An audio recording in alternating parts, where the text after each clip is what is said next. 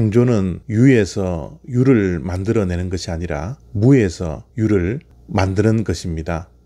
창조는 있는 것을 고치고 보수공사하는 리모델링이 아닙니다. 완전히 새로워지는 것이죠. 사도 바울은 우리 믿는 자들을 향하여서 그리스도 안에서 새로운 피조물이 되었다고 선언합니다. 여기에서의 새로운 피조물이라는 것을 우리가 오해하면 안 됩니다. 주일에 교회 간다고 해서 새로운 피조물이 된 것이 아닙니다. 교회를 다니며 술과 담배를 끊었다고 새로운 피조물이 된 것이 아닙니다. 교회 다니면서 내가 좋아하는 것 하지 않는다고 새로운 피조물이 된 것이 아닙니다. 새로운 피조물이 되었다는 것은 본 어게인 된 것입니다. 다시 태어나는 것입니다. 완전히 새로운 사람이 되는 것이죠. 고린도후서 5장 17절 말씀입니다. 그런즉 누구든지 그리스도 안에 있으면 새로운 피조물이라. 이전 것은 지나갔으니 보라 새 것이 되었도다. 아멘. 분명히 말씀하죠.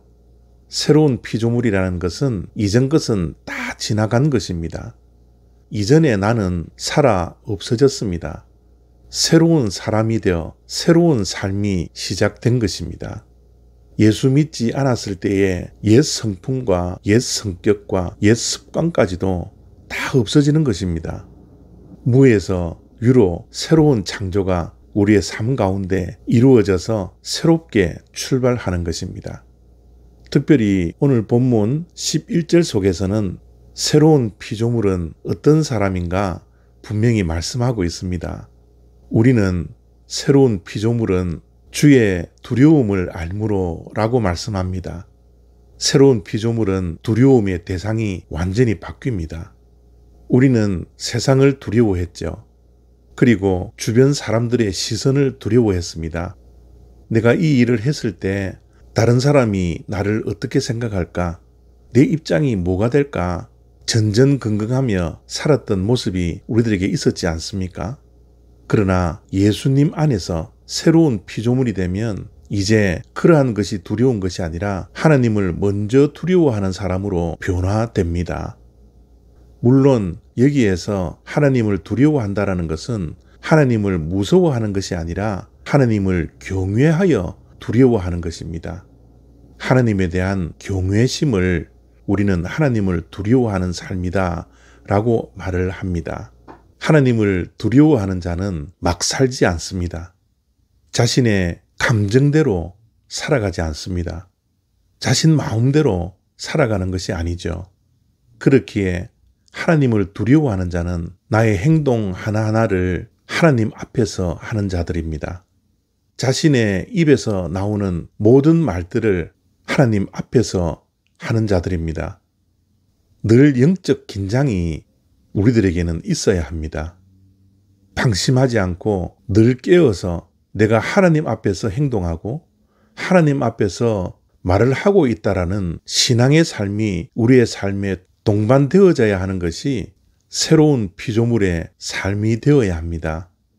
나는 사람 앞에서 어떠한 평가를 받는가 보다는 하나님에게 내 자신이 어떠한 평가를 받을까를 생각하며 살아가는 삶이 되어야 합니다.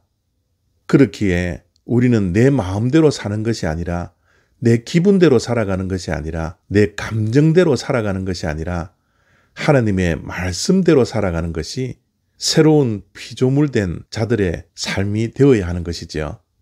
하나님을 경외하는 자, 하나님을 두려워하는 자, 하나님 앞에서 살아가는 자는 모든 인생의 발걸음에 하나님의 주권을 인정하고 하나님을 믿고 의지하며 살아가는 자입니다.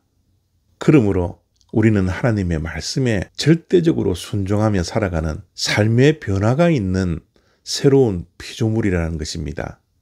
오늘 사도 바울의 위대한 선언, 우리가 그리스도 안에서 새로운 피조물이 되었다라는 이 엄청난 선언은 우리의 귀를 즐겁게 하는 말씀이 아니라 우리의 삶을 변화시키는 말씀이 되어야 합니다.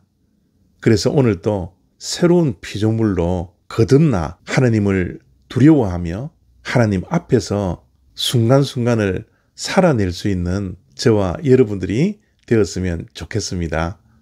감사합니다.